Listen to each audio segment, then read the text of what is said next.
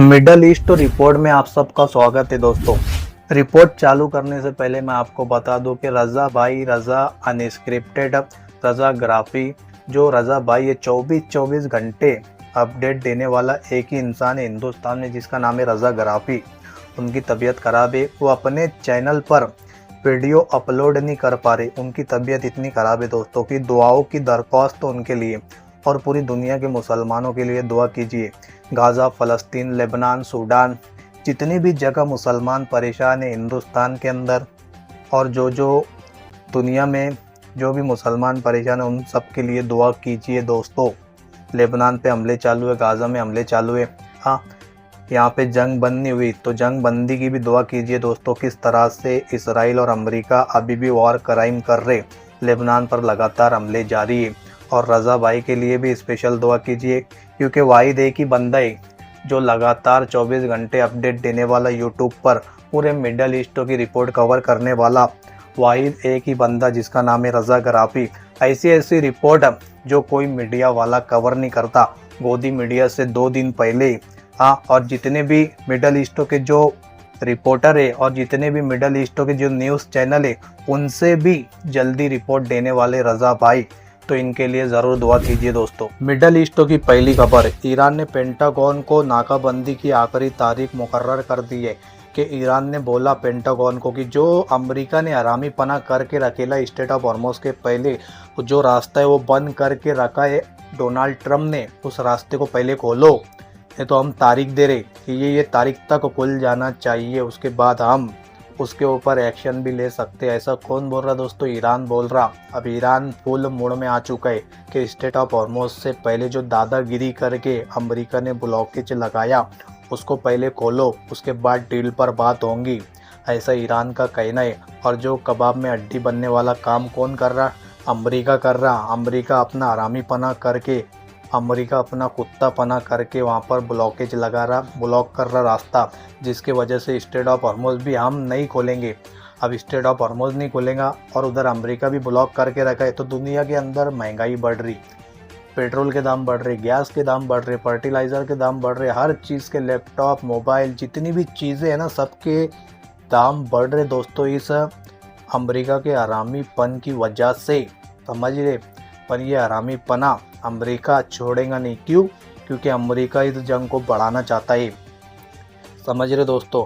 अगर अमेरिका ने अभी ब्लॉकेज हटाया तो स्टेट ऑफ हॉर्मोज खुल जाएगा और जो जहाज़ों की आवाजाही है ना वो चालू हो जाएंगी दोस्तों। और उसके बाद जो चीन और रशिया है ना ईरान का लगातार साथ दे रही, यूएन की जो मीटिंग होती, जो कॉन्फ्रेंस होती यूएन की, उसके अंदर लगातार चाइना और रशिया ईरान का साथ देते। और जो यूरोप के देश है ना दोस्तों, जैसा नेटो है, यूरोप ने वाशिंगटन के खिलाफ लहजा बदल दिया। मतलब लहजा बदल दिया, इसका क्या मतलब है आपको मालूम है? वाशिंगटन के खिलाफ मतलब जो अमेरिका, जो ट्रम्प हरकत कर रहा है ना, उसकी हरकत से नेटो भी नाराज़ है, यूरोप कंट्री के लोग भी नाराज़ है, क्योंकि सबसे ज़्यादा महंगाई का सामना नेटो के देशों को करना पड़ रहा दोस्तों, यूरोप के देशों को करना पड़ रहा। आधे से ज़्यादा रास्ता इस्तेमाल जो स्टेट ऑफ हॉर्मोज का रास्ता है ना वो नेटो के देश करते, यूरोप के देश करते। इसके पहले जो डोनाल्ड ट्रम्प ने क्या बयान दिया था कि उसने बोला था कि स्टेट ऑफ हॉर्मोज खुला है, यूरोप और जो नेटो के देश है वो वहाँ से गुजर सकते, पर ऐसा नहीं था, वो ईरान ने वो रास्ता बंद करके रखा है। फिर उसके बाद डोनाल्ड ट्रम्प ने बोला कि हमको स्टेट ऑफ हॉर्मोज की कोई ज़रूरत नहीं है, इसको नेटो वाले इस्तेमाल करते, यूरोप वाले इस्तेमाल करते, वो जाकर स्टेट ऑफ हॉर्मोज को खुलाए। ऐसा किसने बोला था? ट्रम्प ने बोला था। हमको पेट्रोल की, ऑयल की, क्रूड ऑयल की, गैस की ज़रूरत नहीं है, हमारा काम वैसे ही चल रहा, ऐसा ट्रम्प ने बोला था। और सबसे ज़्यादा किल्लत नेटो के देश को हो रही, यूरोप के देश को हो रही, इसलिए वो ईरान की जंग में नहीं उतर रहे दोस्तों। नहीं तो ये लोग भी बहुत हरामी है, नेटो के, यूरोप के कंट्री वाले हैं ना, ये सबसे पहले जंग में उतरते थे दोस्तों। पर जो ईरान है ना, ईरान ने इनकी गलची पकड़ ली और ईरान ने इनकी नस पे पैर रखा, जिसकी वजह से जो नेटो और यूरोप के देश है ना वो तलमला गए दोस्तों और ट्रम्प का साथ देने से इनकार कर दिया, समझ रहे दोस्तों। उसके बाद ट्रम्प है ना जो कांग्रेस पार्टी का सपोर्ट मांग रहा था, अगर जो अपोजिशन पार्टी और जो कांग्रेस पार्टी है उसका सपोर्ट अगर ट्रम्प को मिल जाता तो ये जंग बहुत लंबी चलती थी दोस्तों। जो कांग्रेस पार्टी है उसने समझ लिया कि जो ट्रम्प है ना ये फालतू की जंग में उतर गया इसराइल के कहने पर। जो अमेरिका के 4 राष्ट्रपति इसके पहले आए थे, ओबामा, जॉर्ज बुश, इनको भी नेतन्याहू ने बोला था कि अमेरिका ईरान पर हमला कर दे, पर जो 4 राष्ट्रपति गुजरे हैं ना वो अक्लमंद थे दोस्तों, और वो बहुत होशियार थे। उन्होंने ईरान पर कभी हमला नहीं किया। पर डोनाल्ड ट्रंप की ऐसी कौन सी सीढ़ी नेतन्याहू के पास में फंसी थी कि नेतन्याहू ने बोला कि हमला कर दे, तो डायरेक्ट ट्रंप ने हमला कर दिया ईरान के ऊपर। और आज कंडीशन देख सकती कि पूरी दुनिया वालों को महंगाई का सामना करना पड़ रहा, हर चीज़ के दाम बढ़ रहे दोस्तों। तो ट्रंप ने सोचा कि जो कांग्रेस पार्टी है ना इसका समर्थन हासिल हुआ तो हम ईरान को मिटा देंगे। ऐसा डोनाल्ड ट्रंप की दोस्तों सोच थी, पर जो कांग्रेस पार्टी है ना वो सीधा ट्रंप के खिलाफ होगी कि तुमने जो अमेरिका के टैक्स फेयर का पैसा था, जो जनता का टैक्सों का पैसा था, वो इसराइल की जंग में यूज़ कर डाला। अब कितना पैसा यूज़ करा? 40 से 45 billion dollar. Billion, B for Bombay दोस्तों, बिलियन बहुत बड़ा होता है। बिलियन डॉलर का नुकसान अमेरिका को उठाना पड़ा। क्यों? क्योंकि इसराइल की जंग में कूदने का नतीजा अमेरिका को भुगतना पड़ रहा दोस्तों। इतनी बड़ी बात। और जो कांग्रेस पार्टी है, अपोजिशन पार्टी है ना अमेरिका की, वो भड़क चुकी है और ट्रंप से हिसाब मांग रही कि तुमने इतना पैसा क्यों खर्चा करा। पर ट्रंप इस आंकड़े को छुपा रहा दोस्तों। और जो एक जैसा बोलेंगे अमेरिका के अंदर एक कानून रहता, वार पावर्स रेजोल्यूशन, कोई भी राष्ट्रपति जो अपोजिशन पार्टी अगर उसकी सहमति रही तो सामने वाला अमेरिका किसी भी देश पर हमला कर सकता है। ऐसा कानून है अमेरिका के अंदर। तो डोनाल्ड ट्रंप ने सबसे पहले सीज फायर इसलिए किया कि अगर ये जंग 60 दिन तक चल जाती तो डोनाल्ड ट्रंप को हिसाब देना पड़ता इस जंग का, और ये जंग अचानक उसको रोकना पड़ती। इसके लिए उसने पहले सीज फायर कर लिया। और दूसरी चीज़, जो अमेरिका की जनता है ना वो डोनाल्ड ट्रंप के खिलाफ हो गई थी। 60 से 65% जनता डोनाल्ड ट्रंप को पसंद नहीं कर रही थी। और अमेरिका के अंदर 25 तो एक कानून है, वो कानून का इस्तेमाल करके जनता डोनाल्ड ट्रंप को कुर्सी से हटाने का प्लानिंग कर रही थी और पर्चा साइन कर रही थी कि अगर हमने ये पर्चा ज़्यादा डोनाल्ड ट्रंप के खिलाफ संसद में पेश कर दिया तो डोनाल्ड ट्रंप को इस्तीफा देने की भी ज़रूरत नहीं पड़ेगी। वैसे डोनाल्ड ट्रंप को पिछवाड़े पर लात मार के अकाला जा सकता। इसलिए डोनाल्ड ट्रंप डर गया कि नहीं, अब पर्चा साइन हो रहा, अमेरिका की जनता मेरे खिलाफ होगी। तो डोनाल्ड ट्रंप ने रातों रात सीज फायर कराया दोस्तों। समझ रही है कहानी। और उसके बाद ईरान भी 14 पॉइंट्स पर ईरान बात करने के लिए रेडी है। पाकिस्तान के अंदर बात हुई जिसमें सबसे जो पहला बड़ा पॉइंट है, ईरान ने बोला जो ब्लॉकेज लगाया ना तुमने वो ब्लॉक हटाओ, पहले जो अमेरिका ने रास्ता बंद करेला वो हटाओ, और हमारे ऊपर जितने भी सैंक्शन, जितना भी प्रतिबंध तुमने अभी तक लगाया वो भी हटना चाहिए। और जो अमेरिकी सैनिक है ना वो पूरे मिडल ईस्ट से अमेरिका के जितने भी बेस है सब हटना चाहिए। ऐसा ईरान ने 14 शर्त रखी है, पर मैंने आपको 3 बड़ी बड़ी शर्त बता दिया। और IRGC ने चेतावनी दी है ट्रंप को, अगर तुमने कुछ भी गलती करे या तुम्हारी कुछ हरकत अगर ईरान को नुकसान पहुंचाने की रही तो उसके बाद तुमको खतरनाक कार्रवाई का सामना करना पड़ेगा और तुमको ख़राब समझौते का भी सामना करना पड़ेगा। ये जो डील अभी चल रही है इसमें बहुत ख़राब मामला हो सकता। ऐसा कौन बोल रहा? IRGC बोल रही। मतलब IRGC है ना दोस्तों फुल फॉर्म में। IRGC ने बोल दिया कि अगर अमेरिका ने गलती करी, जो ब्लॉकेज लगाया वो ब्लॉकेज नहीं खोला और फिर से हमारे ऊपर हमला करने की प्लानिंग की तो उसको बहुत खतरनाक परिणाम का सामना करना पड़ेगा और ख़राब समझौते का उनको सामना करना पड़ेगा। ऐसा कौन? IRGC ने धमकी दी दोस्तों। ये जो चल रहा ना सब अमेरिका और इसराइल की वजह से चल रहा दोस्तों। उधर कुछ दिन पहले डोनाल्ड ट्रंप गुलाबी सुअर ऐलान कर रहा था कि हम लेबनान के साथ में जंग बंदी का ऐलान करते, और अपने खुद ट्विटर हैंडल पर ट्वीट कर रहा था। कौन? डोनाल्ड ट्रंप गुलाबी सुअर, कि इसराइल का बहुत हो गया, इसराइल अभी लेबनान पर हमले बंद करे, लेबनान के साथ में सीज फायर होने जा रहा। फिर भी इसराइल लगातार अभी तक लेबनान पर हमले कर रहा। ये इसराइल की दोस्तों औकात है। इसराइल सीज फायर को हमेशा तोड़ने वाला काम करता। इंटरनेशनल जो कानून है इसराइल के लिए कोई बड़ी बात नहीं है। इसराइल इंटरनेशनल कानून को अपनी जेब में रख के घूमता। इसराइल ऐसा है कि दुनिया के अंदर वॉर क्राइम करने वाला कोई चेहरा है तो वो नेतन्याहू है। किस तरह से आक्रामकता बता रहा। अभी जो दक्षिणी लेबनान का इलाका है ना, उस पर काफ़ी खतरनाक बमबारी की किसने, इसराइल ने, और आक्रामकता बताई दक्षिणी लेबनान के अंदर एयर स्ट्राइक करके। आप फोटो देख रहे होंगे स्क्रीन पर या फिर वीडियो चल रहा होगा जिसमें इसराइल ने दक्षिणी लेबनान पर बड़े हमले किए दोस्तों। सीज फायर का वायलेशन, और जितने भी अरब के कंट्री वाले हैं ना, अरब के जितने भी देश हैं ना, ये सब हिजड़े, इनको कुछ नहीं नज़र आता। ये सिर्फ अमेरिका और इसराइल का साथ देते और इनके दिल में बहुत नफरत है कि फ़लस्तीन मिट जाना चाहिए, हाँ गाज़ा ख़त्म हो जाना चाहिए, ईरान को ख़त्म कर दो। मोहम्मद बिन सलमान बोल रहा था डोनाल्ड ट्रंप के ऊपर प्रेशर बना के कि ईरान के ऊपर बड़े हमले करो, मैं साथ दे रहा, मैं पैसा दे रहा तुमको, हर चीज़ मैं तुमको देने के लिए तैयार है, ईरान की जो रिजीम है वो पूरी ख़त्म कर दो। ये कौन बोल रहा था? मोहम्मद बिन सलमान। ये अरबों की औकात है दोस्तों, समझ रहे? ये अरबों की हकीकत है, किस तरह से दक्षिणी लेबनान के ऊपर हमले जारी है, पर किसी के मुंह से कुछ नहीं निकल रहा है। अब लेबनान पर लगातार हमले जारी है और जो इसराइल है ना, इसराइल लगातार हिजबुल्लाह के ठिकानों को टारगेट कर रहा, उन पर हमले कर रहा, और जो लेबनान के आम सिविलियंस है ना, उनको कत्ल कर रहा। अब जब हिजबुल्लाह के लोग मारे जा रहे, लेबनान के आम लोग कत्ल हो रहे, तो हिजबुल्लाह चुप बैठेगा।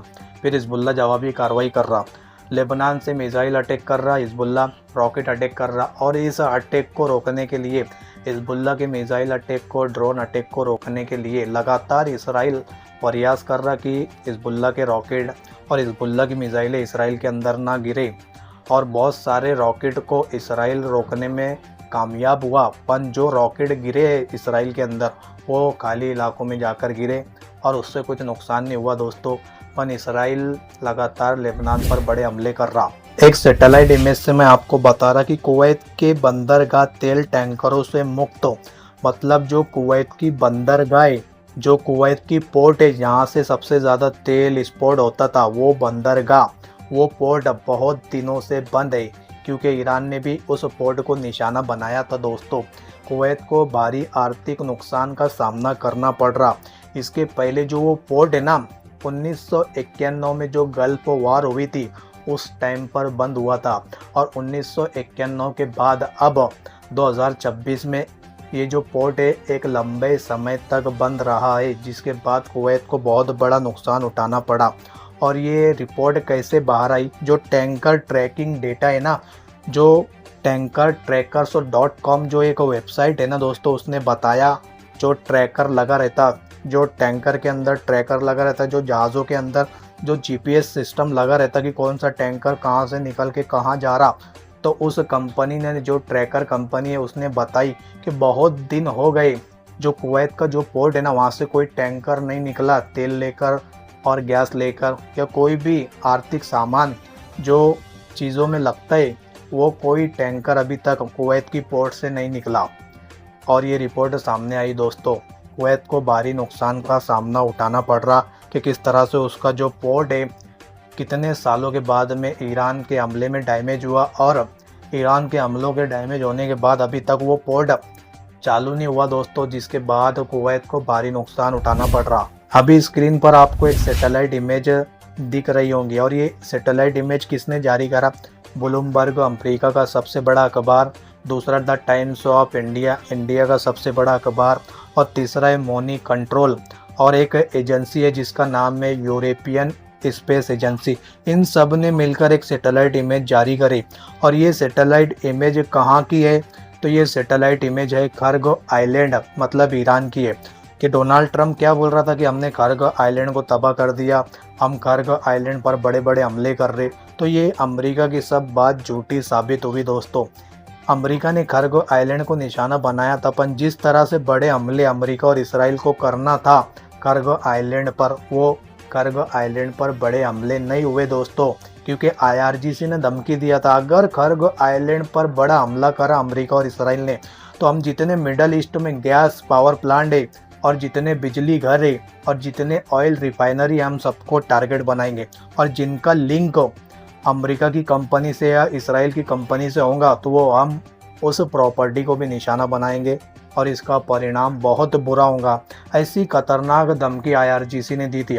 और दूसरी तरफ IRGC ने ये भी बोला था कि अगर कार्गो आइलैंड पर अमेरिका और इसराइल अपनी फ़ौज उतारते हैं तो हम उनकी फ़ौज के लिए कार्गो आइलैंड कब्रिस्तान बना देंगे। ऐसी खतरनाक धमकी दी थी। और जो अमेरिका और जो डोनाल्ड ट्रंप का दावा है वो फेल साबित हो रहा कि कार्गो आइलैंड पर जो बोल रहा था डोनाल्ड ट्रंप कि हमने बड़े हमले करे, पर ये सैटेलाइट इमेज से कुछ पता चल रहा। 1 और 2 मई के बीच की सैटेलाइट इमेज है कि अमेरिका जो दावा कर रहा था कि हमने कार्गो आइलैंड पर बड़े हमले किए, वो सब झूठ साबित हुआ। किस तरह से जो कार्गो आइलैंड पर जो टैंकर में तेल भरने का काम जारी है, मतलब ईरान लगातार कार्गो आइलैंड से तेल निकाल रहा और उसको टैंकर के अंदर भर रहा, और टैंकर के अंदर भर के स्ट्रेट ऑफ हॉर्मुज़ से आधे रास्ते ला रहा, और आधे रास्ते के बीच में बाय रोड, मतलब रोड के ज़रिए से वो तेल बेच रहा। और ट्रम्प का क्या कहना है कि हमने ब्लॉकेज लगा के ईरान को कमज़ोर कर दिया, कई अरब डॉलर का ईरान को नुकसान हुआ, बहुत बड़ा नुकसान उठाना पड़ रहा। पर ईरान बिना दिमाग लगा रहा कि जब 1979 से ईरान के ऊपर सेंक्शन लगे थे, ईरान के तेल के ऊपर पाबंदी लगी थी, तो ईरान ने भी कुछ जुगाड़ लगा के तेल बेचा चाइना को, रशिया को। तो वैसे ही अभी जुगाड़ लगा के ईरान लगातार तेल बेचने का काम कर रहा दोस्तों।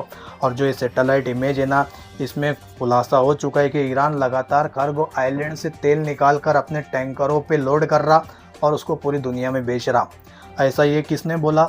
यूरोप की जो स्पेस एजेंसी उसने खुलासा करा, अमेरिका का सबसे बड़ा अखबार ब्लूमबर्ग उसने खुलासा करा, और जो इंडिया का सबसे बड़ा अखबार था टाइम्स ऑफ इंडिया, इन सब न्यूज़ पोर्टल पर ये रिपोर्ट छप चुकी है दोस्तों। अभी वीडियो रिकॉर्ड करते करते ना एक खबर मेरे सामने आई, जो लाइव अपडेट मैं आपको दे रहा दोस्तों। जो इसराइल है ना, इसराइल की जो फाइटर जेट है वो दक्षिणी लेबनान के अंदर घुसपैठ करते, और दक्षिणी लेबनान का एक गांव है, एक शहर जिसका नाम है जवेत्रा अल शिर्किया, जवेत्रा अल शिर्किया पर हवाई हमला करते दोस्तों।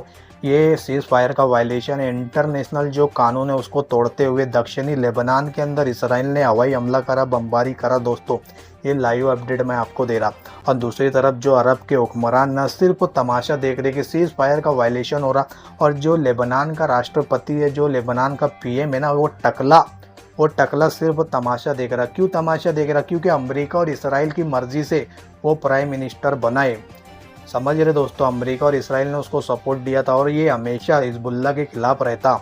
और जो आम सिविलियंस मारे जा रहे ना वहाँ के, तो उनके मारे जाने पर ये कुछ नहीं बोलता। ये टकला आप इमेज के अंदर देख रहे होंगे कि किस तरह से दक्षिणी लेबनान के अंदर घुसपैठ करके इसराइल के फाइटर जेट एक शहर को निशाना बना रही। अरब कंट्री में अगर सबसे आरामी कोई अरब कंट्री है ना, वो दुबई है दोस्तों। मतलब मिडल ईस्ट का दूसरा इसराइल दुबई है।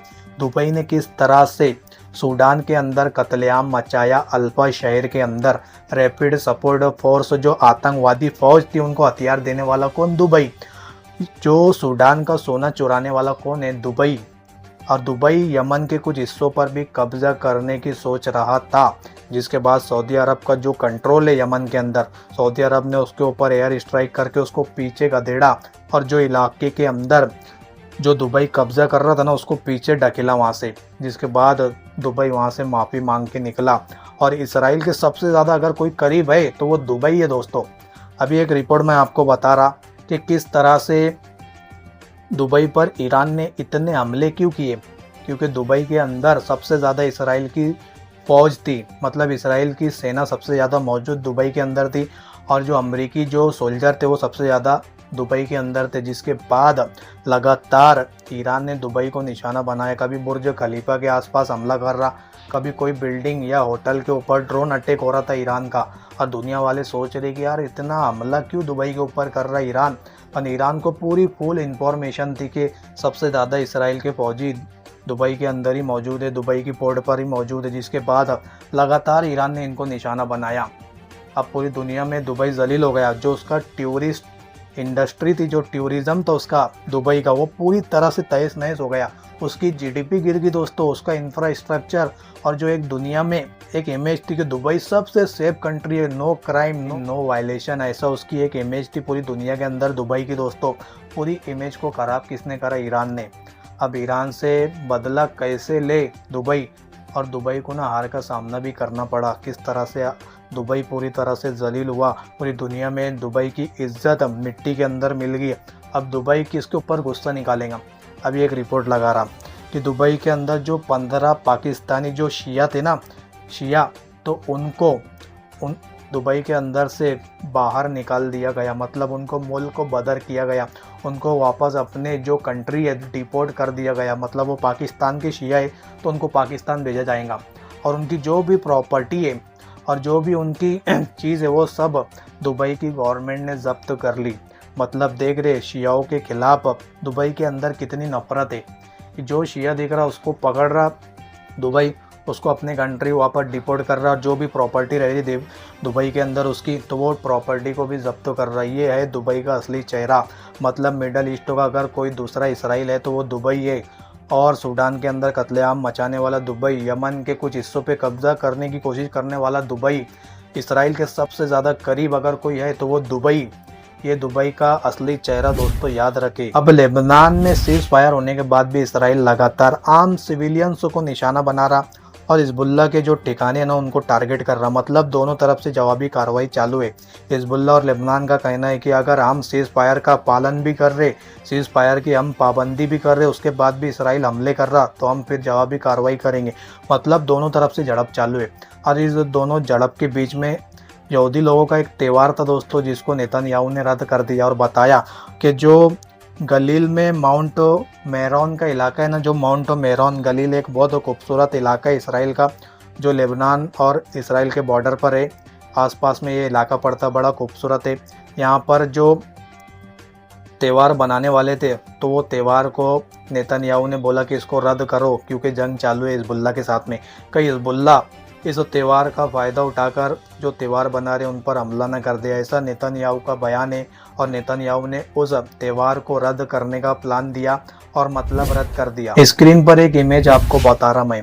इस इमेज से जाहिर होता है कि रशिया और जो ईरान के रिश्ते कितने बेहतर है दोस्तों, कि मॉस्को के अंदर एक मीटिंग के अंदर जो ईरानी विदेश मंत्री है ना, इनसे पुतिन आकर मिले और पुतिन ने ईरान की जो जनता है ना उसकी भी तारीफ़ की और जो ईरान के रहनुमा है ना उनकी भी तारीफ़ की। किस तरह से पुतिन अब ईरान के सपोर्ट में है दोस्तों। पर जितने भी अरब कंट्री है ना ईरान से दूर हो रहे और ईरान को मिटाना चाहते, ईरान की रिजीम गिराना चाहते। ये अरब कंट्री वालों की औकात है। पर पुतिन है जो रशिया है वो सुपर पावर है। एक सुपर पावर देश ईरान की तारीफ़ कर रहा, वहाँ की जनता की तारीफ़ कर रहा, ये बहुत बड़ी बात है। और जिस तरह से ईरान ने रशिया के साथ में अपने रिश्ते को बेहतर किया है ना, इस इमेज से जाहिर हो रहा है। अभी एक ग्राफ आपके सामने लगा रहा और ये ग्राफ है फर्टिलाइज़र स्पोर्ट। मतलब जो फर्टिलाइज़र, जो कीमियाई खाद जो खेतों के अंदर इस्तेमाल होती है, जो किसान इसको इस्तेमाल करते खेती बाड़ी के अंदर, और बड़ी मात्रा में इस चीज़ का इस्तेमाल किया जाता है फसलों के अंदर, उसका मैं आपको ग्राफ बता रहा कि 2025 में देख सकते हैं कि जो ग्राफ है ना बहुत ऊंचा था। यानी स्टेट ऑफ हॉर्मुज़ से जो कीमियाई खाद के जो टैंकर थे और जो फर्टिलाइज़र के जो टैंकर थे ना वो गुजर रहे थे 2025 में, आप देख रहे होंगे। उसके बाद 2026 लगा, जनवरी फरवरी में भी ये इस टैंकर को ईरान गुजरने दे रहा था। पर मार्च आया जैसी तो मार्च में भी स्टेट ऑफ हॉर्मुज़ से बहुत सारे जो फर्टिलाइज़र के जो टैंकर थे वो गुजरे। पर अप्रैल का महीना आप देख सकते हैं कि पूरा ग्राफ नीचे आ चुका है और पूरी तरह से जो कीमियाई खाद और जो फर्टिलाइज़र का जो प्रोडक्शन था ना वो पूरा नीचे चला गया दोस्तों। मतलब अब पूरी दुनिया में कीमियाई खाद जो फर्टिलाइज़र जो किसान अपने खेतों में इस्तेमाल करते हैं अब उसकी कमी होने वाली है। और ये तेल और गैस से बहुत ज़्यादा अहम है दोस्तों, समझ रहे, ये तेल और गैस से भी बहुत ज़्यादा अहम है क्योंकि ये खेतों के अंदर इस्तेमाल होता है। अगर फसल को कीमियाई खाद नहीं मिली, फर्टिलाइज़र नहीं मिला, तो जिसके बाद जो खाने पीने की चीज़ है वो डबल गुना हो सकती है। किस तरह से अब दुनिया के अंदर कीमियाई खाद की कमी हो सकती है। अमेरिका ने अपना एक ऑपरेशन लॉन्च किया था जिसका नाम था ऑपरेशन एपिक फ्यूरी। मतलब ये ऑपरेशन ईरान के खिलाफ अमेरिका कर रहा था। और इस ऑपरेशन में, इस जंग के अंदर अमेरिका की कितनी लागत लगी, कितना पैसा खर्च लगा, कितना अमेरिका का नुकसान हुआ, बहुत सारी मीडिया ने छापा था कि $25 billion, billion B for Bombay, मतलब $25 बिलियन अमेरिका का खर्च हुआ।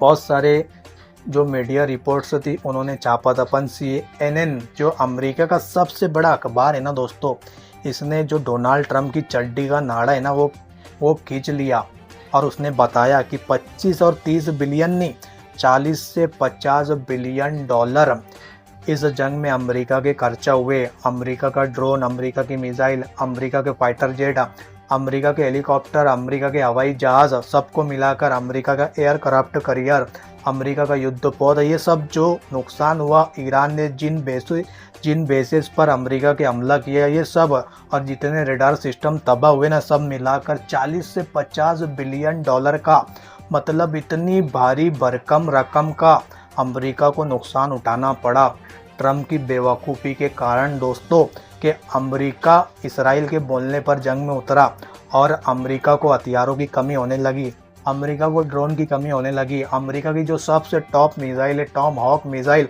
उसकी आधी प्रोडक्शन ईरान के खिलाफ यूज़ कर दिया गया।